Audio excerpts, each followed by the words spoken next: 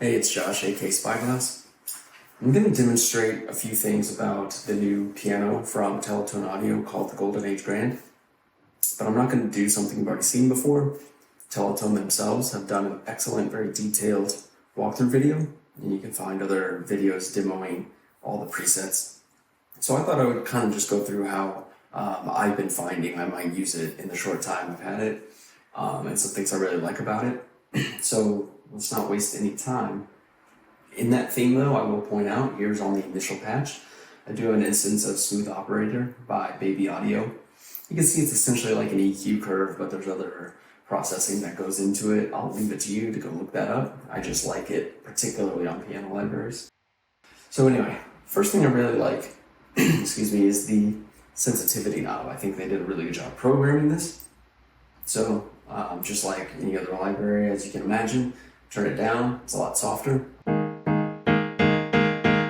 then if you turn it up, it's a lot easier to get those heavier dynamics. But one thing I really like is you can still play pretty soft. So if I hit it moderately hard right now, pretty good attack there. But if I play soft, you can even use the nostalgia button, which I think kind of takes off a little bit of the high end and sort of makes it just a more mellow sound.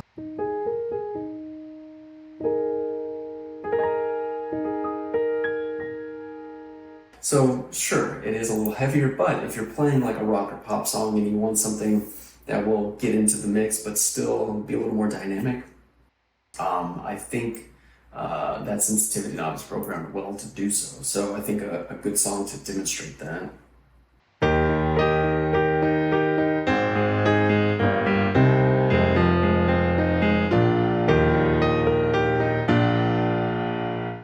So, originally you want to start with a little bit of an attack, and then you want to hit that higher E flat a little harder. So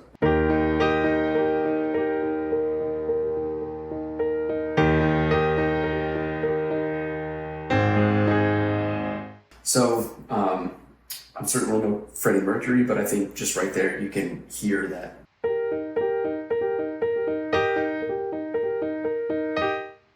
So you can play a little more dynamically. So I think they did a really good job on that specifically. Let's open up this next thing, which is, that's not what I wanted, sorry about that. One thing I really like here is how you can split the mics to different channels.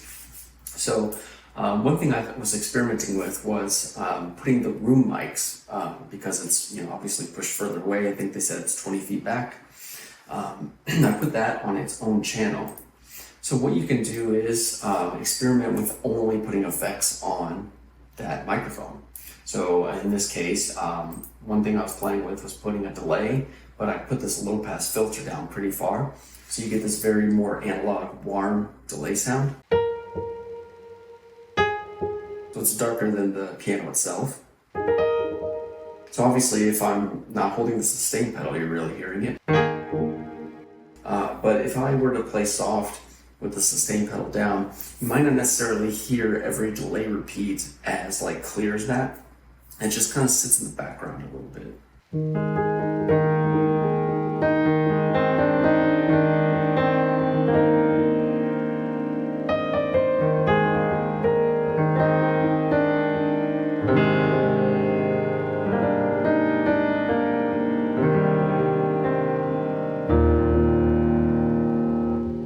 So it really just kind of creates a little bit more of an atmosphere. So I thought that was fun. And then of course, it's always good to put delay after the reverb to get those delay repeats into that reverb as well. You can see I have the reverb pretty low, 18% right here, with some more decay. So I don't want to wash it out, but the reason I like a technique like this is you are affecting just one microphone and it's really the least present one. And so what it allows you to do is not wet the most upfront signal and have the reverb pushed back, because now it's on the mic furthest pushed back in the room. And you can even put the pre-delay up a little more. So now with the reverb and delay on,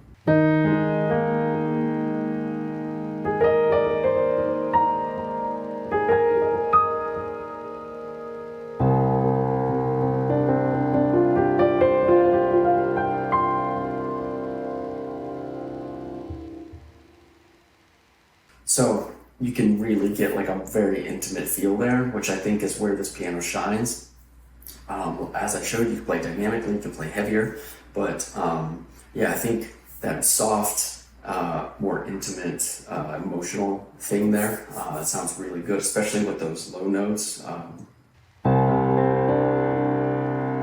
It's very rich there, I think.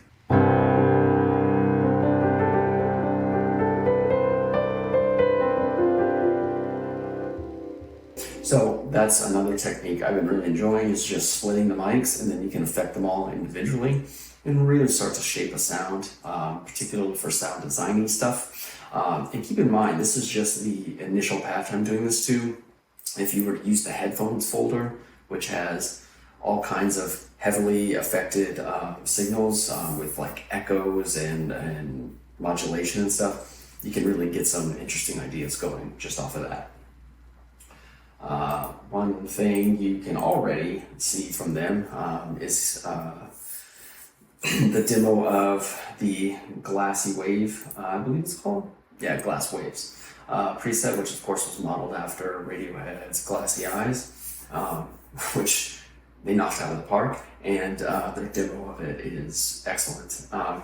But just the initial patch, it's very cool. I love the album, I love the song, and so I'm not really great at playing it, but just the initial patch, I haven't affected anything, I haven't messed with the knobs.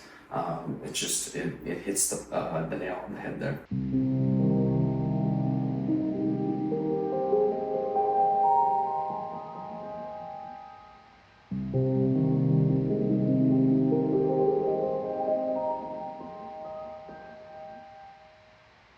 And so that's one of those ones where I think with maybe splitting the mics, because right now the initial patch, it's only the close mic, as you can see, but I can like turn these other ones on and mess with it some more, turn up that reverb, and start experimenting with these ideas. So I thought this was a really cool one to have, because some of the other songs that the other ones in the folder are modeled after, I'm not very familiar with.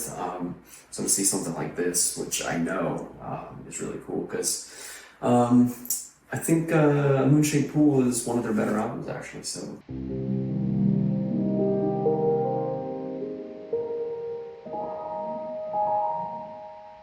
very lovely. Again, I think the intimate sounds from the piano library are their where it shines. And then one other thing I just wanted to point out was this one called Zodiac.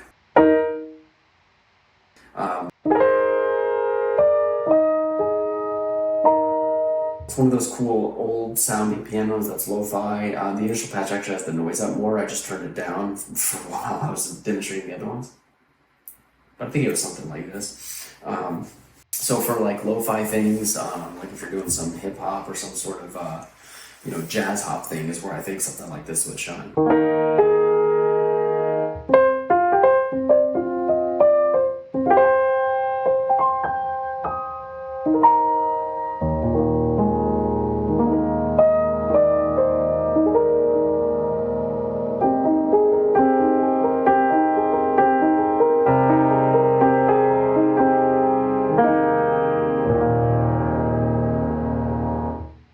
It's not really suited to my playing style as a not great piano player that's self-taught, but you can hear there's so much character in there.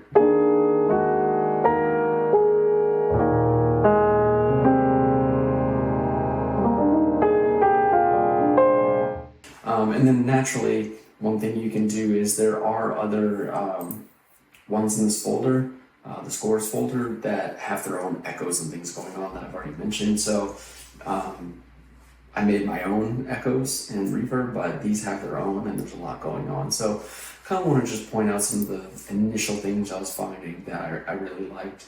And so I guess I will leave it there.